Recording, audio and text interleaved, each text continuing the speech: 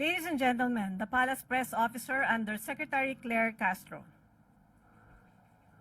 Magandang araw, Malacanang Press Corps. Makakasama natin ngayong hapon sina DILG Secretary John Vic Remulla, DOJ Secretary Frederick Vida, at PNP Chief Jose Melencio Nartates Jr. hinggil sa update sa nangyaring investigasyon sa naganap na gun-related incident sa Senado noong May 13. Good afternoon, Sec. John Vic. Magandang hapon po.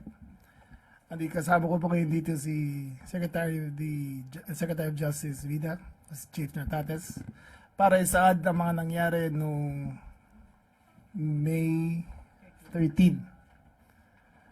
Unang-una po, gusto ko pong isaad na pagkatapos ng 6 na araw na masusing pag-iimbestigasyon, paghagila po ng lahat ng available videos, interviews, affidavits, ay marami po kaming conclusion na nakuha. Unang-una po, for the record, all evidence points that there was no attack on the Senate. I would like to repeat, all evidence points that there was no attack on the Senate.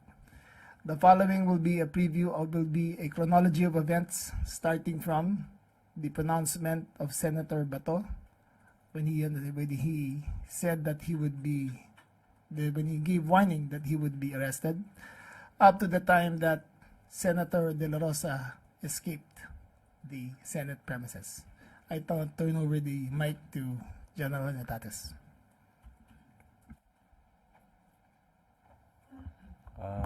Magandang hapon sa ating lahat. Ito po ay effort ng Philippine National Police, particularly nauna na po ang Pasay City Police Station na kung saan sila ang unang nag-imbestiga.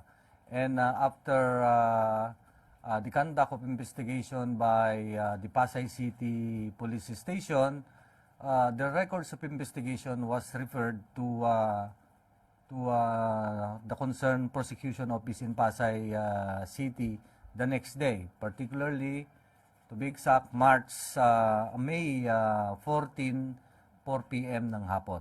And then, in the continuing investigation, sumama na po ang Criminal Investigation and Detection Group for the unearthing of records, facts, mga kailangan nating ebidensya to come up with a conclusions and recommendations, findings, conclusions, and recommendations. At ito pong pag-unearth natin ng investigation, lalong-lalo ng mga facts, lalong-lalo na last Friday, the Department of Justice have sent out directive to turn in all records of investigation papunta po sa Department of Justice. And then therefore, in compliance with the directive, we will be submitting the records of investigation to the Department of Justice, including the earlier records that was submitted to, referred to Pasay City Prosecutor's Office last Thursday, 4 p.m. And so, we have, meron po tayong, okay. So ito po yung ating records coming from the probers from the CIDG. Take note, it is called a gun-related incident. Okay, gun-related incident. Okay. This is a gun-related incident, meaning there is a discharge of firearm in the premises of the Senate building last May 13. And this, as shown, ito po yung timeline. Minabuti natin na ilahad na before the actual shooting, to be exact, is actual discharge of firearm, that was about 7:45 p.m. kung titignan nyo. But before that, makita muna natin kung ano yung mga events before the actual shooting, and even after the discharge of firearm at 7:45, we extended up to 2:30 a.m. where Senator Bato de la Rosa escaped and or went out of the premises of the Senate building. Material po yun. So all of this will be sent to, forwarded to our beloved Secretary of Justice. So at 5:23 p.m., nakita natin and or documented that Senator Bato de la Rosa have appealed to the public for support over some social media platform. At 5:58 p.m., the Senate adjourned its session, and 6:14 p.m., Supreme Court did not issue TRO. Meron pong nilabas yun. And at 6:57 p.m., Major General Mau Aplasca announced that somebody will be arrested. And pag titignan nyo na up to shooting incident na 7:45 p.m., discharge of firearm, up to 8:15 p.m., up to the time na 2:30 p.m. Next slide. Okay, ito po yung 5:23 p.m. documented. Next. Okay, the adjournment of the session of the same day. Next. Okay. This is the document that will show that the Supreme Court did not issue a TRO on the petition of Senator De La Rosa.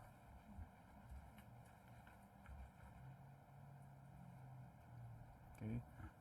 Mau Aplasca announced that they are going to arrest somebody. Take note of the time, 6:57 p.m.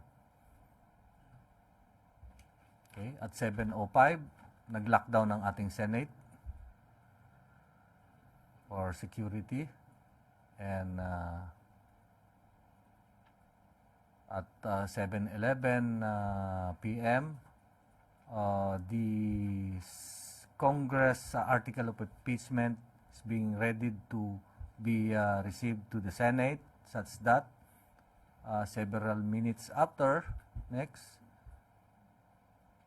at 7:22 p.m., it was hand over physically to the Senate.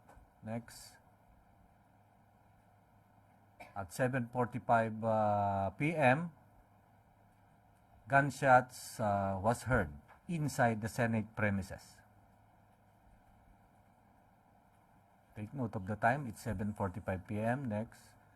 And staff officials have announced that there was perceived NBI entered the Senate.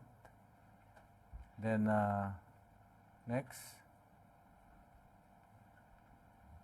at 8:39 p.m., we have pronouncement by the NBI that they were not involved in the shooting incident. Next. At 9:35, of course, our beloved SILG rushed to the Senate to ensure that maging stable yung lugar doon. Okay? And upon the request of officials from the Senate, particularly several senators. Okay?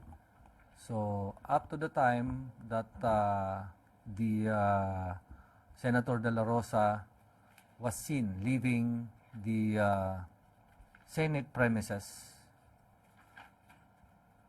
at about 2:30 a.m., madaling araw na ng the next day, May 14. So it's approximately about 6 hours after the shooting. Next. Okay. So on one day before the actual shooting and or discharge of firearm, May 12 particularly, umaga pa lang ng May 12, may nag-coordinate na po na nagko-coordinate na ang GSIS security officials and the OSAA security officials with regards to the security on GSIS. Okay, that will show that there was really a meeting. Take note that this one day before May 13. May 13 is Wednesday. Nagko-coordinate na po sila.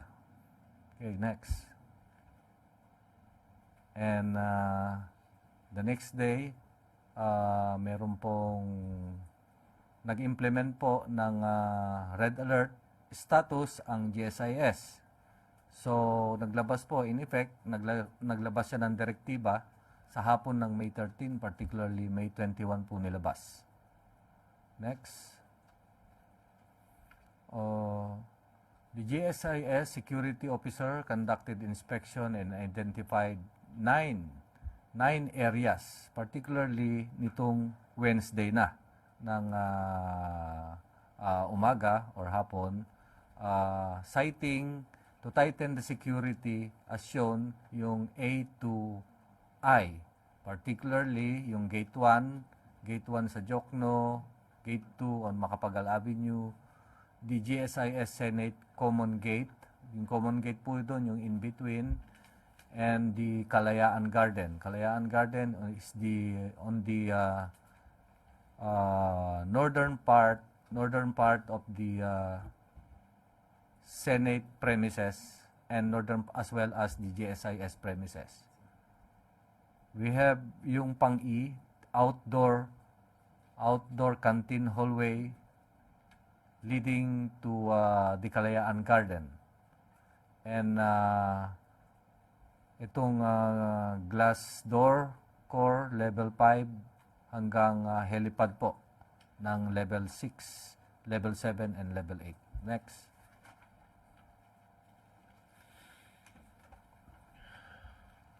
So in the afternoon of May 13, that is a Wednesday, may mga NBI na po na pumunta sa premises ng GSIS. This is to in response to the request of the GM Biloso of the GSIS kasi nagre-request sila to fortify the security of the GSIS. So, meron pong pumunta kaagad na 3 NBI agents and yung pinakita ko kaninang mga lugar, those are the things that the areas that they will going to fortify and or secure further. So next, ito po yung arrival ng ating mga NBI agents at the GSIS main building. Yes, sir. Teka muna, merong letter yon, pakitignan. In effect, their presence was backed up by a letter properly received at about 5 p.m. 5:08 p.m. of the same day.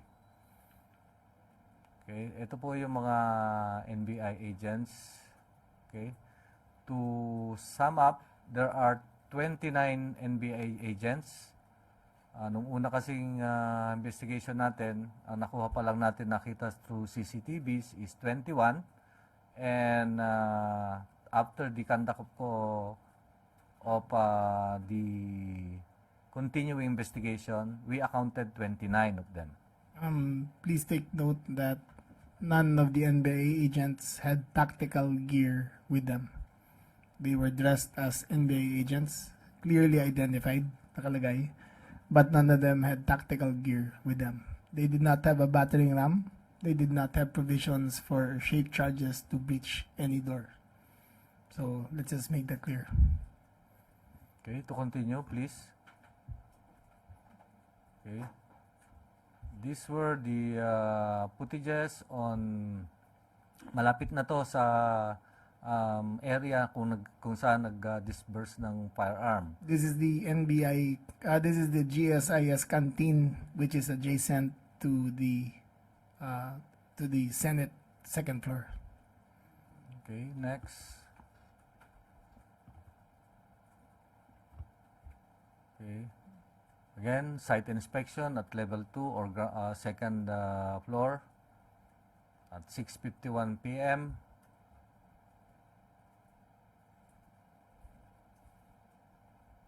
Out of the 29, there are 4 female NBI agents.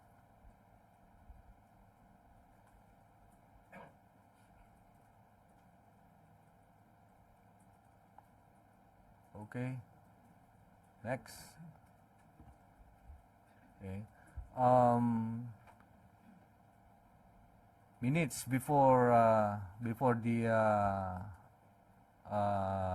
gunfires were heard, ay merong naririnig din na nagdi-drill dun sa when you are inside the Senate premises and as well as GSIS premises, because at the GSIS premises, particularly at the ground floor, may pinto po doon na steel door na pinortify ng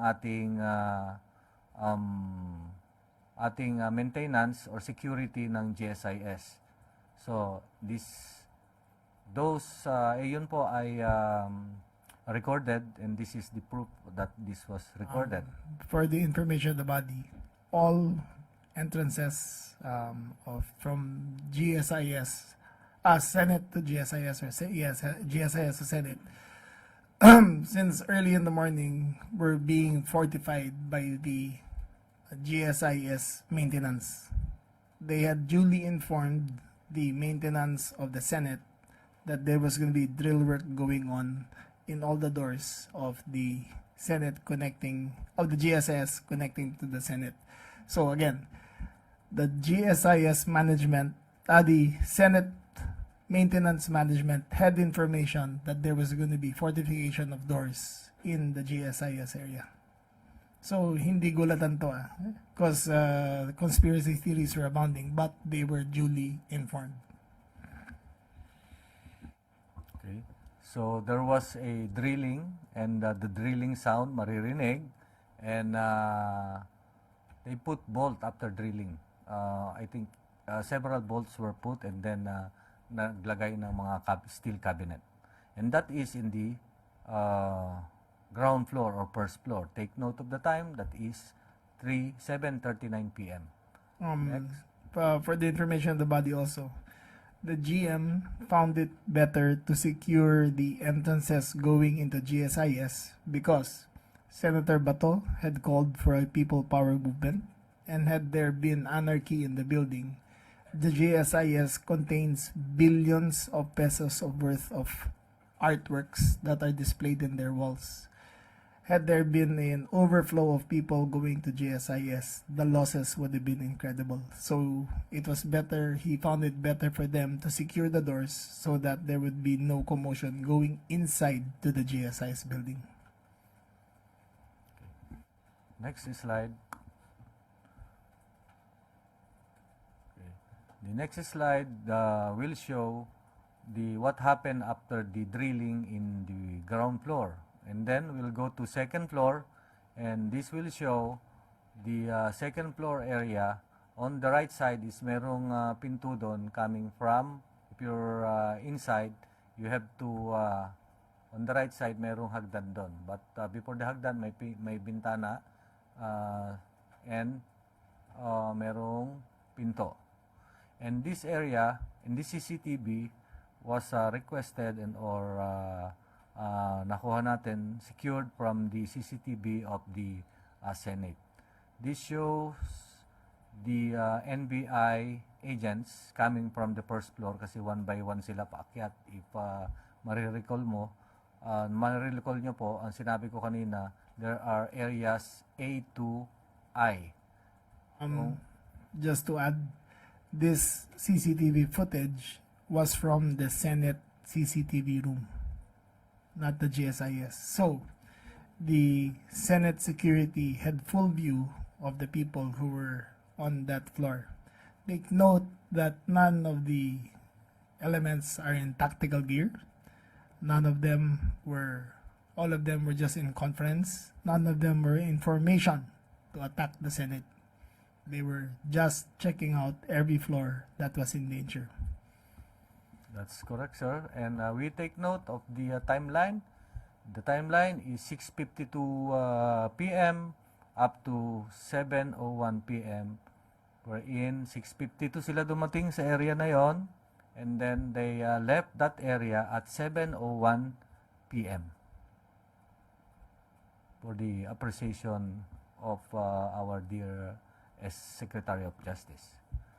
And take note, nung umalis na sila, at 7:02 p.m. particularly, dalawa po ang naiwan dyan, na NBI agent. Agent Darwin Francisco and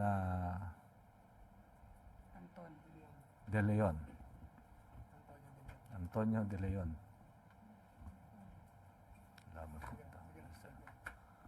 Okay, so makikita nyo dyan, dalawa sila. They are with the uniform of NBI. And naglagay lang ng upuan dun sa may hagdan.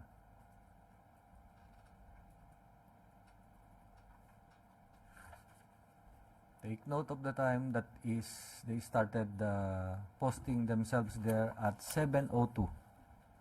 And take note the earlier my earlier statement that that place is within the jurisdiction or control of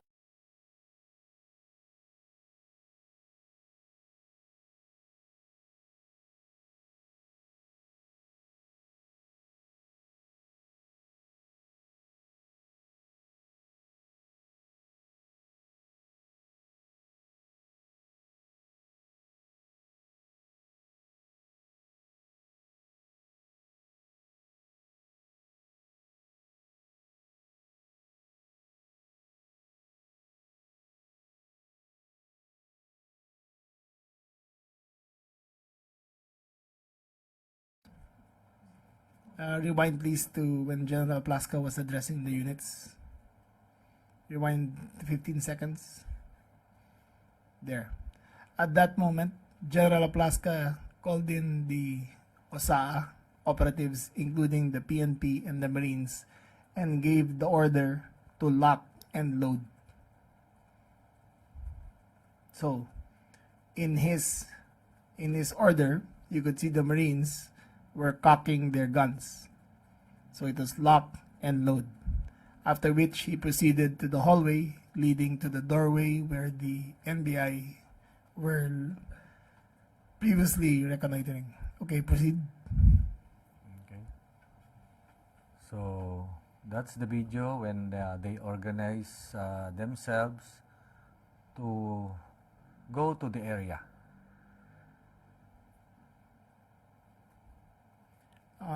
Take note that pause please. Pause please. General Laplaska did it in full view of the press. In full view of the press, he gave the order the lock and load, and he asked them to follow. He allowed them to follow up to a certain point. In normal situations, if there is a perceived confrontation, you will clear the building of all personnel because of possible stray fire. However, he allowed them to follow. Okay, proceed please. Okay. So this is one angle of the video going to the exit door, going to the veranda. As you can see, pause please. Pause. The Marines are in single formation according to their training, staying to the side of the wall. Okay, proceed. Followed by the PNP. Followed by the PNP, who formed a perimeter line at the very end, at the end of the hallway. Okay. Proceed. Play.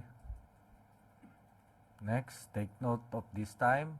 This is the CCTV footage taken at the veranda. The CCTV footage is owned by the Senate, and we requested it, and binigay naman. At this will show, kung matatandaan nyo kanina, 6:50 something, 6:52 p.m. up to 7:01, dumating yung bulk of NBI. And then, this is the actual video wherein makikita nyo may burst of fire. Merong usok. Just to also be clear, makita nyo during the video na may mga lights na dumadaan. Hindi puputok ng baril yun. Those are insects that are flying across the lens. But we will show you clouds of smoke and possible muzzle fire that actually occurred. Kasi makikita nyo mamaya may gumagalaw-galaw eh. Baka akala nyo nagpuputukan. Hindi pa nagpuputukan yan. Those were instruments of, those were insects. Look at that. Insects yung gumagalaw na yan. Okay, go proceed.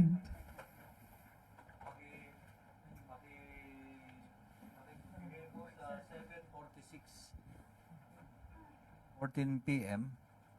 7:46 yung operator. Makikita natin dito the first approximate time of a burst of fire. Yan, may usok na. Teka ba na? Rewind please. 3 minutes. Yan. Yung nasa may upuan siya. According to testimony of General Aplasca himself, he opened the door and he asked, "Sino ka?"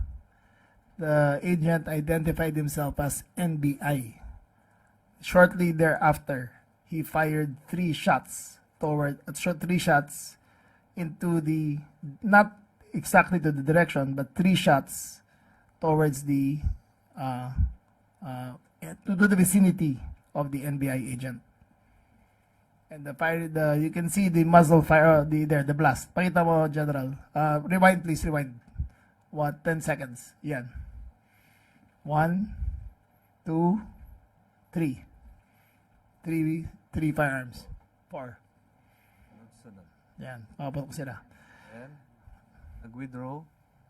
The NBI agent withdrew behind the air conditioning duct units. And because he was being fired upon, he discharged a cover fire.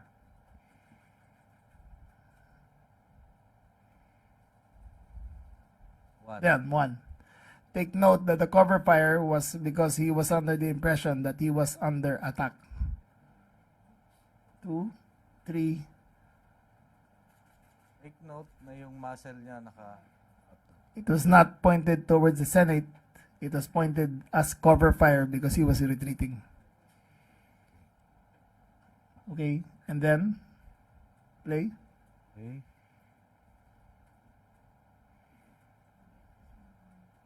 Okay, next CCTV. So, the next CCTV,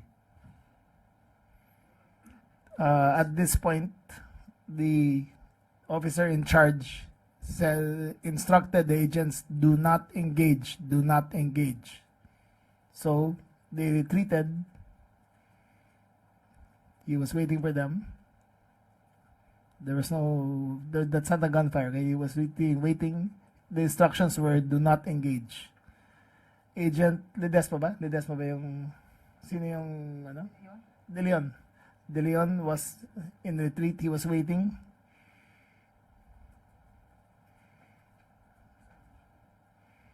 He was waiting.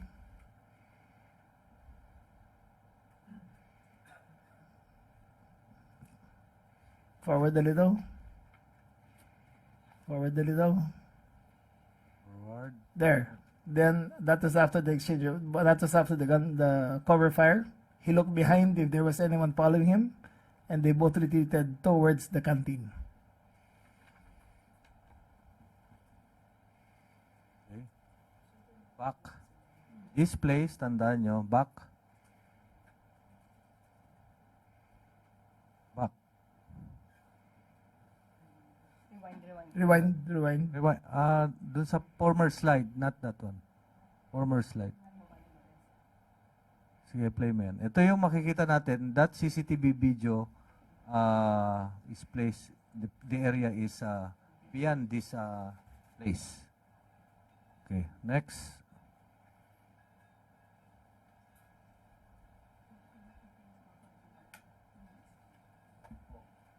To further explain,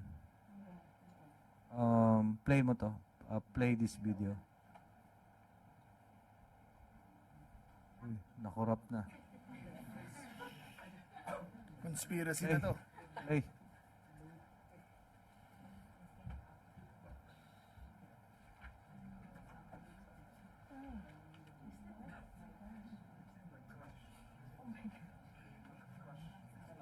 This video is owned by the Senate.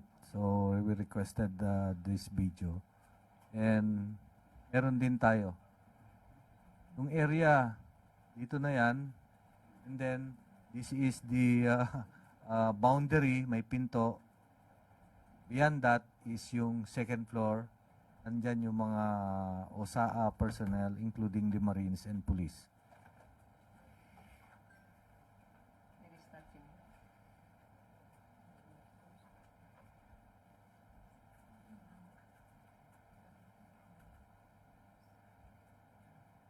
Before that, one slide before that.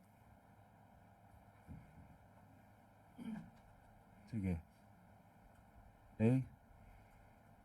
Op. Take note, nakababa yung baril niya. Muzzle down. This is an NBI agent when he was being accosted and or being challenged by General the Plaska. OSAA General Aplaska. Okay, next slide.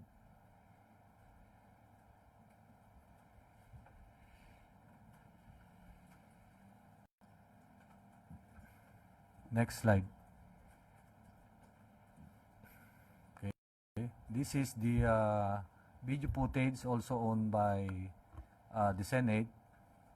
If you are inside the building at the second floor, that one is Jemel Ledesma, sir.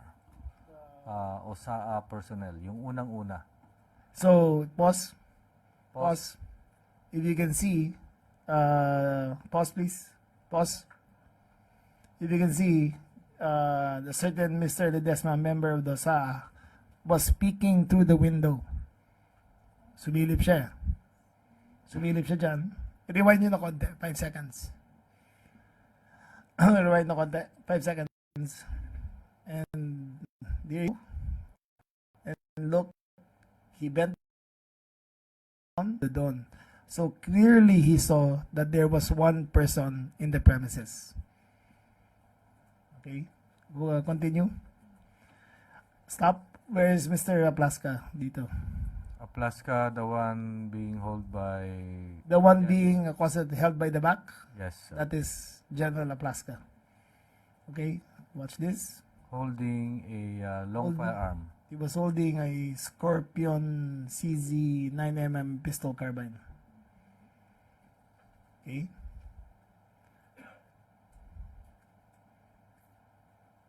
Further, go. He opened the door. Opened the door. Asked. At that point, I think he was asking. And at that point, the NBI agent was retreating.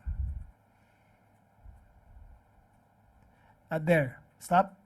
You could see that suddenly the reactions of the Marines were in ready position. We assumed that this is the first time shots were fired by General Plaska. Continue. They closed the door. Continue.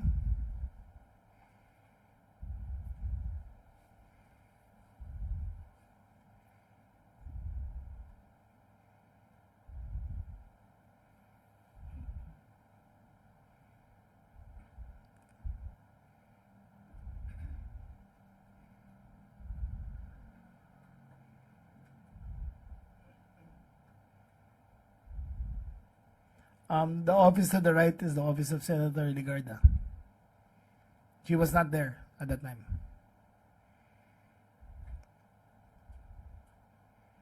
In a few seconds, mamamatay ang ilaw. There.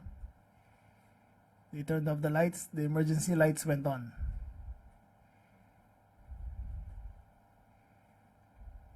There. Emergency lights goes on in a few seconds. But there you could see the muzzle fire from the left. 1, 2,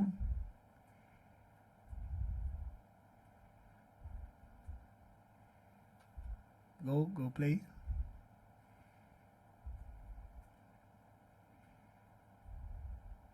Plaska went out. Okay, continue. Continue. Then he came back. Continue. You can see muzzle fire. Plaska pointed the gun towards the window and tried to discharge the firearm. However, the gun jammed. He tried again, the gun jammed, and then his aide fixed the gun for him. Continue. After which, he discharged the firearm again.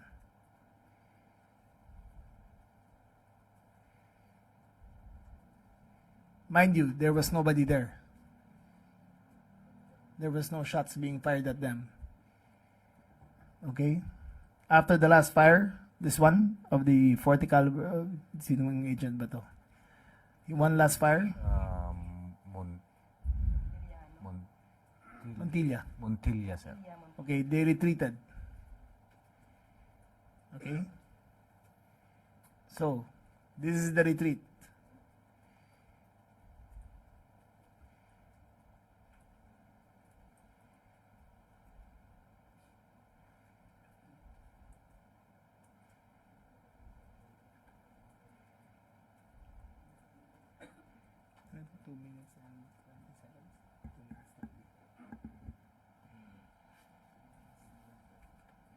Three minutes 20. Okay, from all available video footage, from the time the door was opened and the first shots were fired until the last shot was fired, it took all of 3 minutes and 20 seconds. So you can see them here in retreat. The Marines are still holding steady in formation. Ito yung before. Entry pa to. Entry pa pala to. Entry pala to. Another footage. This is another footage. There, the press was held back, but they could see. Yung office ni Ligardi yata sa tabi, di ba? Yeah. Office ba ni Ligardi sa tabi niya? Yung dulo eh. Or just around the corner. Okay? Saan ka nakakita ng may shootout sa bay? Ganyan. Okay? So, no, nag-withdraw na sila. Yan yun. Retreat, take note of the time.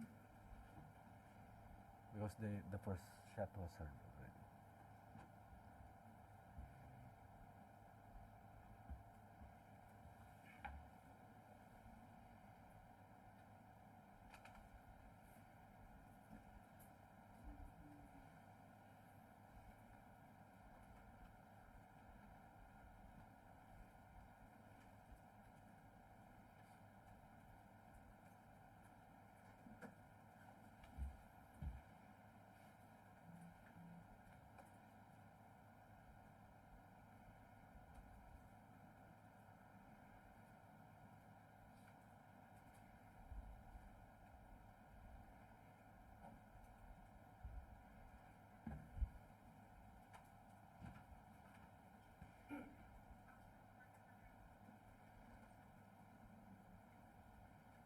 Retreat ito.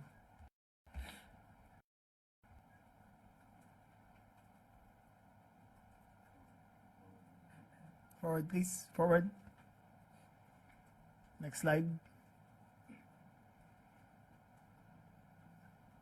Here is the picture of the NBI agents regrouping.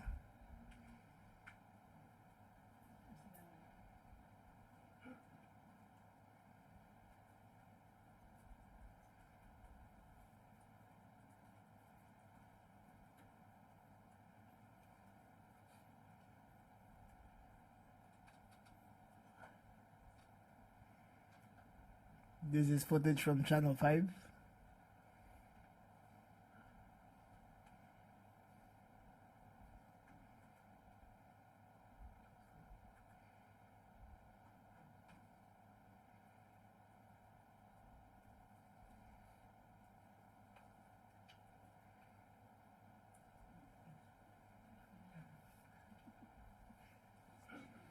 Okay, I arrived there approximately 8:35 after which I met with the senators and I gave instructions for the PNP to do mopping up operations, clearing operations in case we did not know the nature of the incident yet. Yet I instructed them to mop up the building to see if there are any unwanted persons in the area.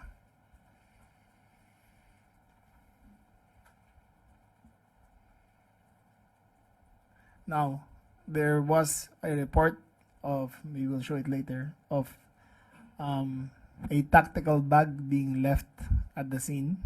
It was the bag of the NBI agent who was guarding that door. It was retrieved by a certain Mr. Masaya, and his job was simply to retrieve the bag. He was not armed.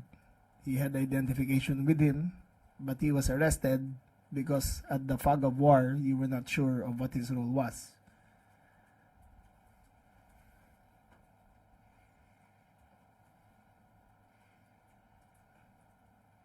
So here is Zian Ambrosio, who was embedded into the operation by accident.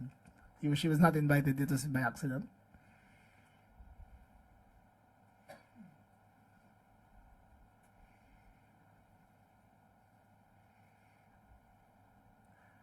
Okay, until now, I was in the premises. It was not clear to us what was happening.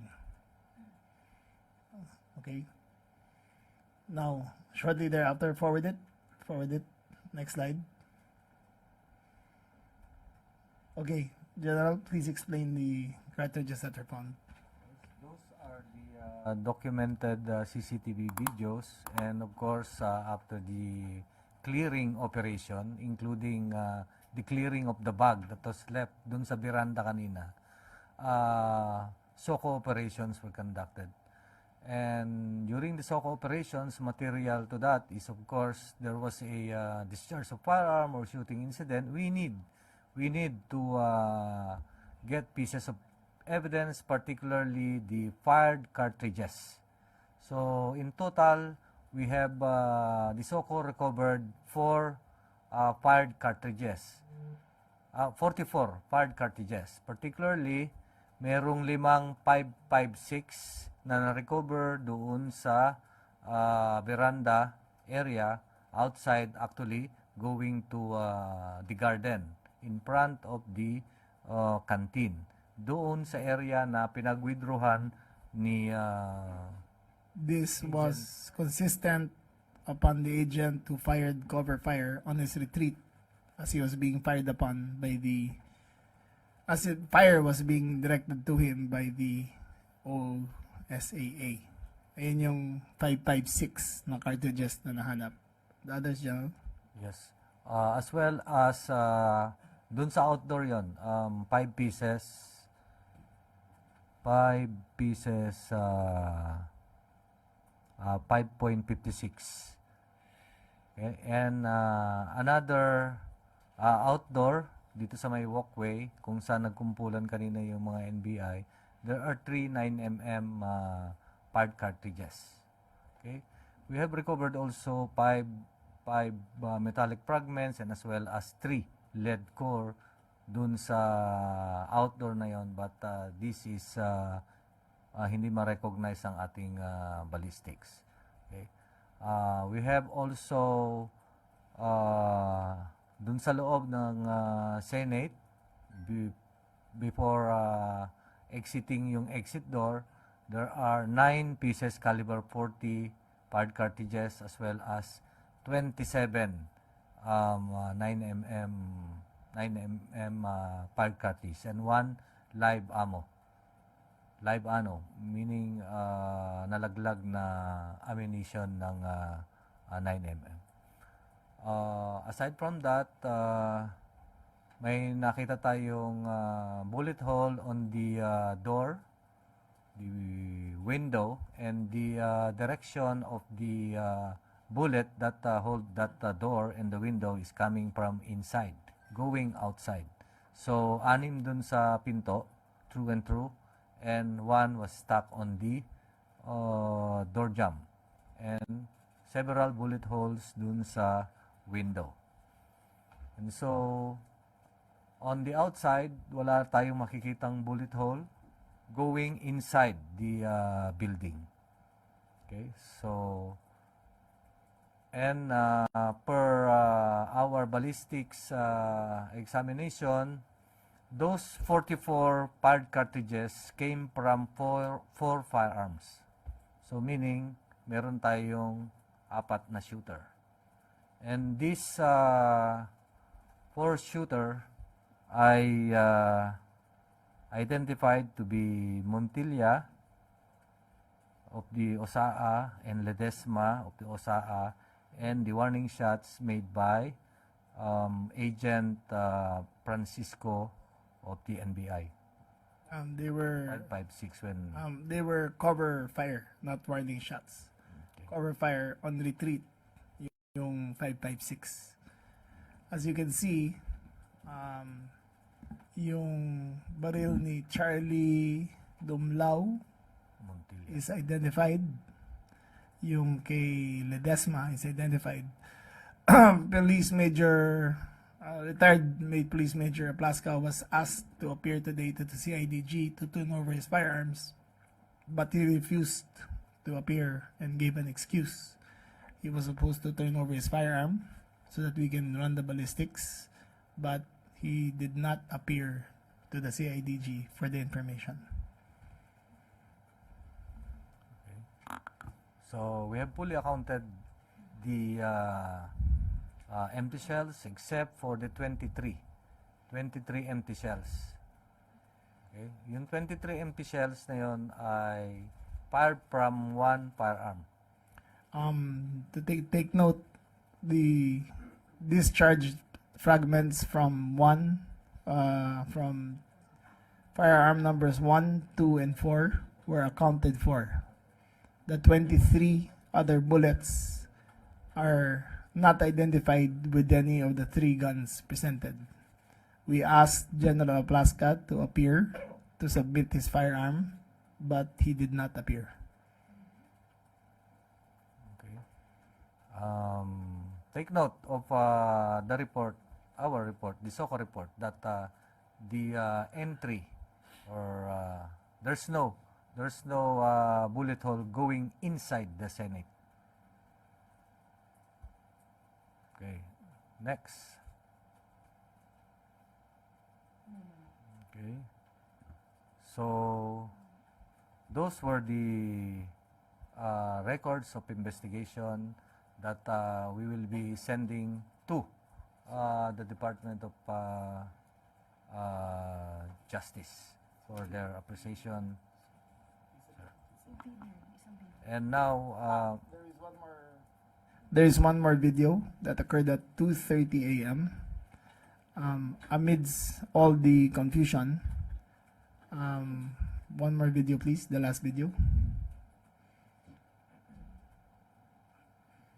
So we had been doing clearing up operations.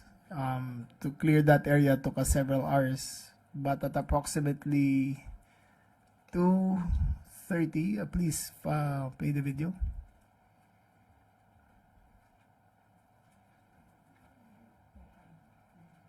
Loading daw po. Okay, it's loading. Give us 1 minute.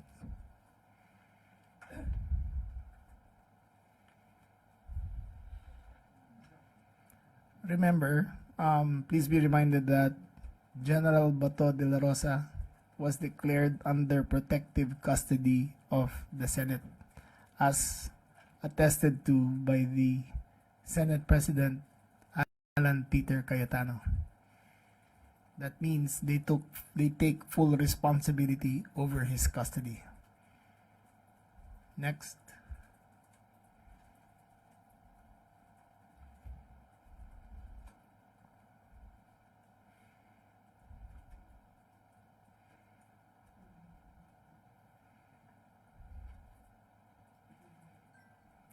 Give us 1 minute.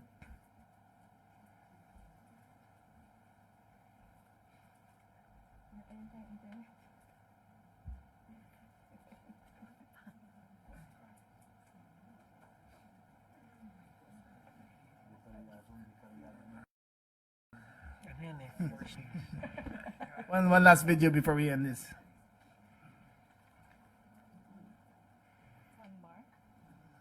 Hintayin nyo lang ah.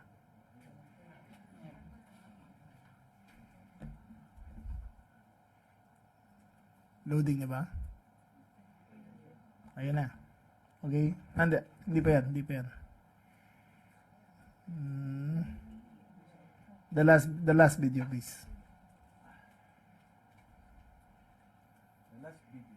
The very last, Last video. video, yung 2:30 a.m. Yung 2:30 a.m. 2:30 a.m.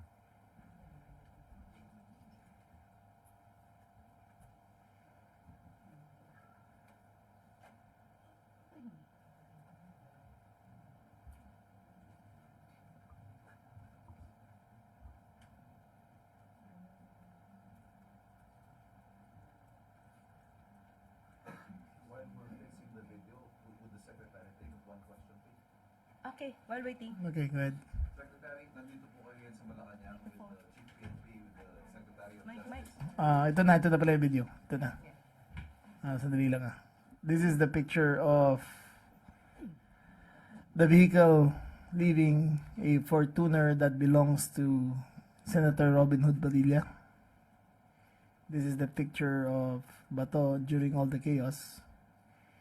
But the last video, the next video please. The last video. Next one. Next one. Next video please. Next. That is them getting away. Next video please. Next one.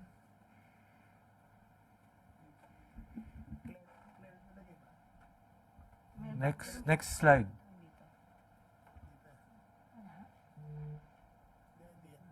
Yung okay, we'll take questions first while we're waiting for the video. Okay, Ivan Mayrina, GMA7. Sec, nandito po kayo ngayon sa Malacanang. Have you reported all of this to the President and what were his instructions to you? He is in knowledge of this already, but he has no instructions yet. What's next? The Justice Secretary, sir? Ano hong susunod? Yes, ang susunod nito, this afternoon, no, around lunchtime, I received a report already from the NBI and I turned it over to the panel of prosecutors who will be conducting the investigation. Similarly, I believe after this, General Artates will be turning over the report to the Department of Justice. And in similar route, it will go to the panel and it will all be evaluated. Nakita nyo naman mga kababayan ko, no? Compelling yung facts that have been unearthed, but we still need to verify and validate, no? The DOJ will not take this as is, no? We will check on the timelines, we will check on the source of the videos and everything. Kasi sa dulo nito, kailangan yung katotohanan lang. Liability, sir, based on what you have seen so far, compelling as you described it. Sino-sino ho mga posibleng managot dito? We've identified, but I don't want to preclude yung panel natin, no? Pero medyo malawak, no? Ang tinitingnan nga ng panel natin, based on my order, is not only for the May 13 and May 14. Ang pinatitingnan natin, look at the totality of circumstances, which started May 11. So lahat ng timelines na yan, from May 11 to May 14, titingnan ng ating panel.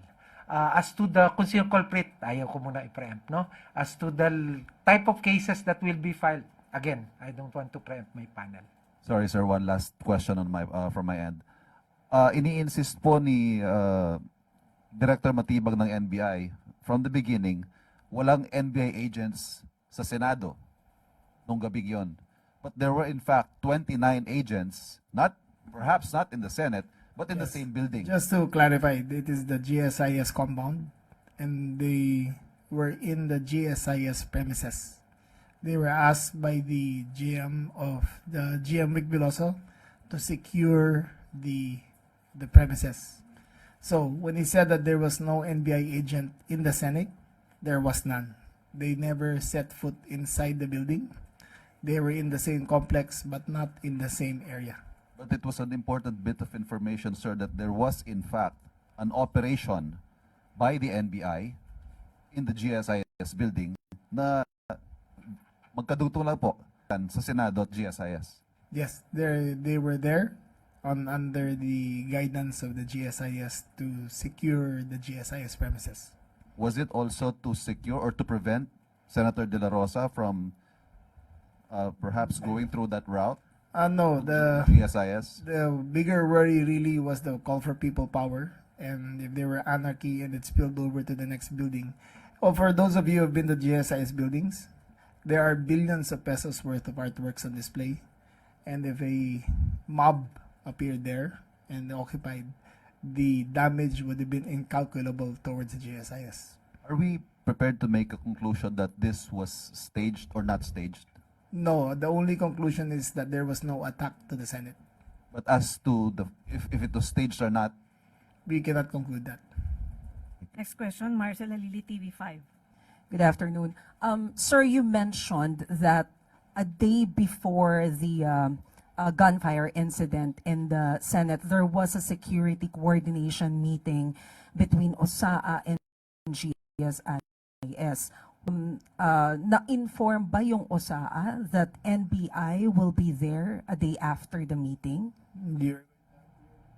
You're going to have to ask them, but presumably, there had been a coordination meeting between security.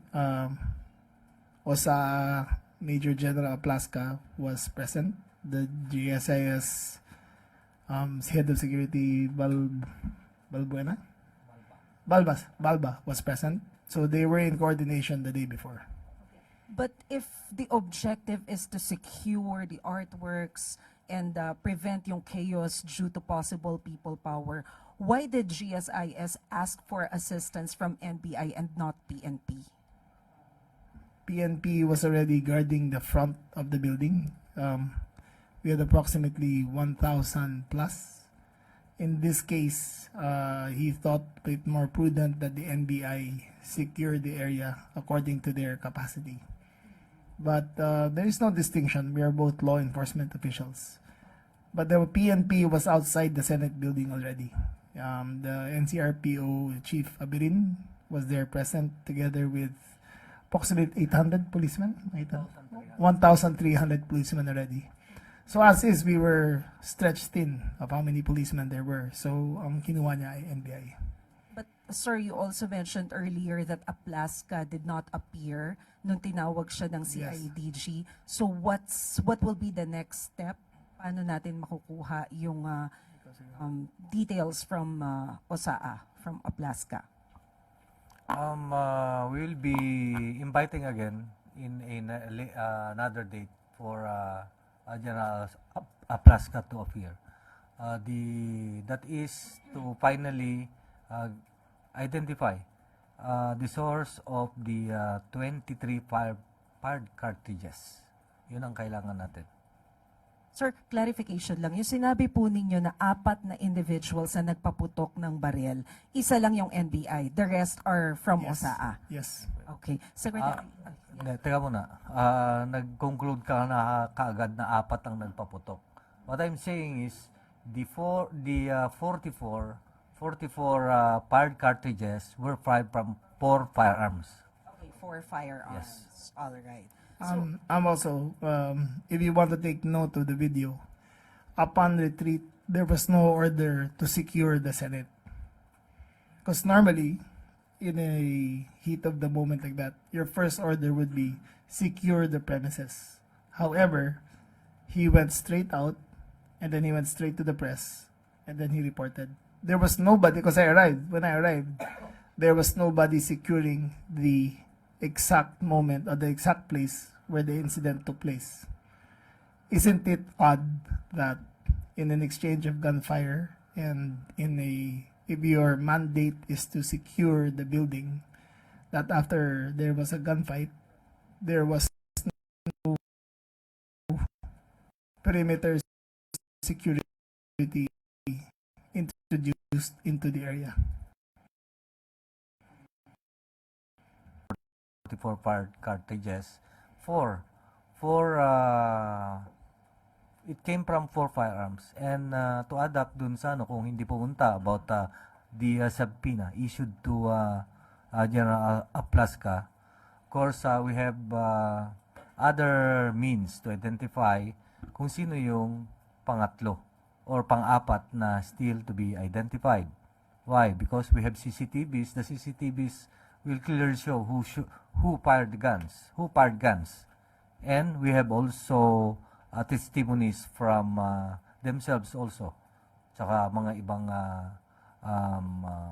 personalities present during the discharges of firearm. Secretary Vida, can you enlighten us, kapag po sinabi na under custody ng Senate, ano po yung sakop nun? Sa simpleng pagkakaintindi po namin, no, nung sinabing nasa protective custody nila, nasa kanila si Senator Bato. So, kaya pag wala na yung legal impediment to serve yung arrest warrant, di ba? Dapat, pag hiningi sa kanila ng Department of Justice, ready dapat ang Senadong i-turn over si Senator Bato. And kapag hindi po na i-turn over ng Senate si Senator Bato, what will happen? Then that's something we need to decide at that moment, no? I don't want to preclude yung options, legal options ng Department of Justice and the entire executive department for that matter. Next question. Teka lang, may dadagdag lang ako. Tandaan nyo, no? Naghahanap pa kami ng ibang ebidensya. Very compelling, as I stated kanina. Yung pinakita sa atin yung report ni General Natrates at PNP. I commend them for that, no? Makakatulong ng malaki. Again, when I made the press briefing last Friday, I precisely asked for people to help us, no? To so that we shed light. At the end of the day, whether there was an attack, there was no attack, it's a conclusion. Depende kung ano yung pira-pirasong ebidensya. So ito ho yung mahalaga. Kung ano yung kahinat na nung ano, titimbangin ho lahat ng panel natin. Next question, Harley Balbuena, IBC 13.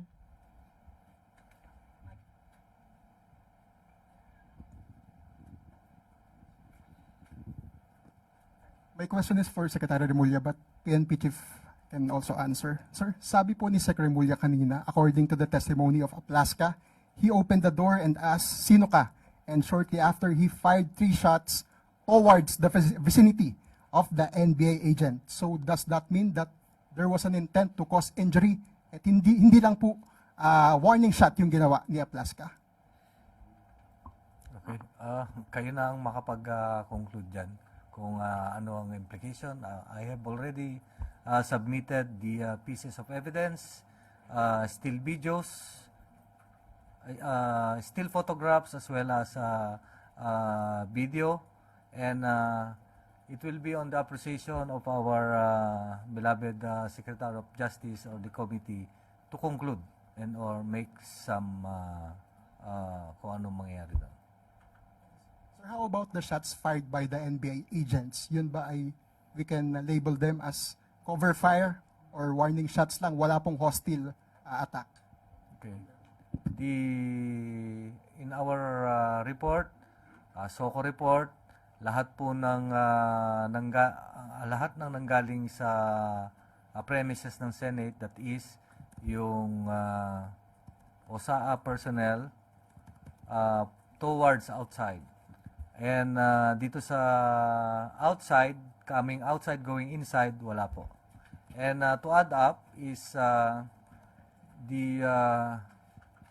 wala pong nagpaputok na Philippine Marines as a member of the OSAA as well as the members of the Philippine National Police. Thank you, Malacanang Press Corps. Balik sa iyo, Claire.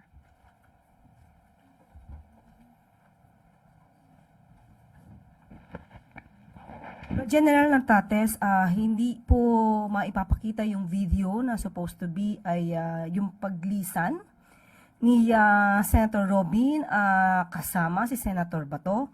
Kung maibibigay nyo na lang po at maidi-describe nyo po yung nakita po sa video. Tama po yan. I will be submitting after this. Ayusin lang natin yung video.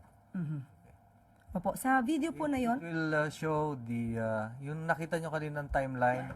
The timeline is May 24 already.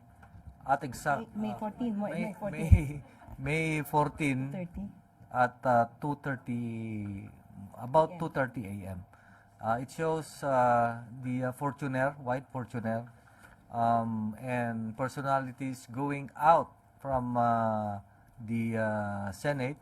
Particularly, makita natin doon ang Senator Bato and Senator Padilla and going to the vehicle na Fortuner. Na pag-aari. Pakita na natin yung video nun. And per records inquiry, it is owned by Senator Padilla.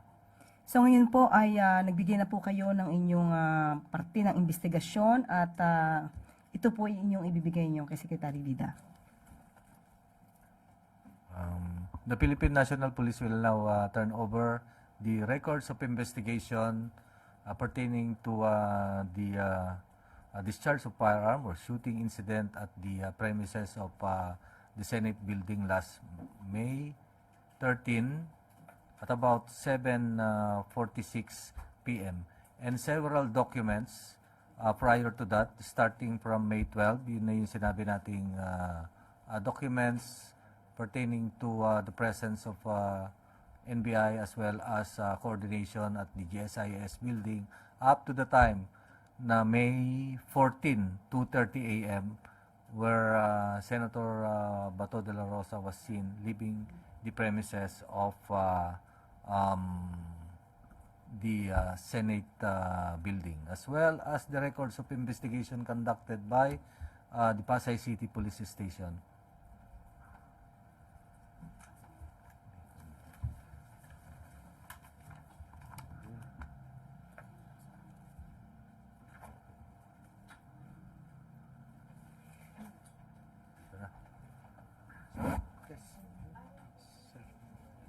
Thank you.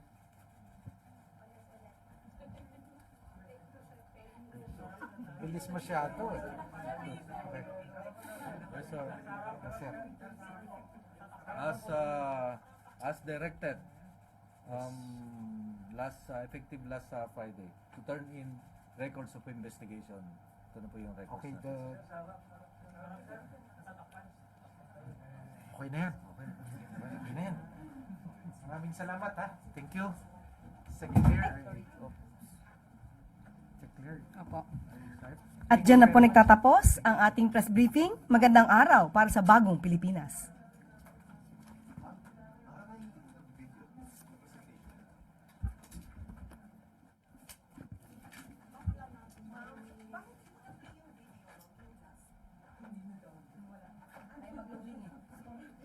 Austerity measure.